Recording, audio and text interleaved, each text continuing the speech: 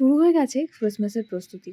প্রতি বছর এত কিছু না করলেও, কিছুই প্রায় না করলেও এবছর ভাবলাম অনেক কিছু সাজাই। এবার অনেক কিছু করতে, করতে এত কিছু হয়ে গেল যে তালই সামলাতে পারছিলাম না। জীবনে ১ম বার ক্রিসমাস ট্রি কিনেছি, এত কিছু কিনেছি যেগুলো ক্রিসমাস ট্রিতে সাজানো যায়, যে তাল সামলানো তো দূরের কথা, এতগুলো পার্সেল দেখে বাবা-মাই প্রায় ভিমড়ি খাওয়ার মতো অবস্থা হয়েছিল। "কী বলছিস? এত কী কিনেছিস?" তাই জিজ্ঞেস করছে। আর এত কিছু আমি কিনেছি যে আমারই মনে থাকছিল না যে কী, কী আছে। তারপরে আমি চেষ্টা করলাম কিছু ড্রাই ফ্রুটসকে ভালো করে রোদে গিয়ে ছবি তোলার। এত কিছু আছে তোমাদেরকে দেখানোর, যেগুলো সমস্ত তোমার লং ভিডিওতে তো আসবেই। আর এখানেও কয়েকটা পার্টে আমি দেখানোর চেষ্টা করব।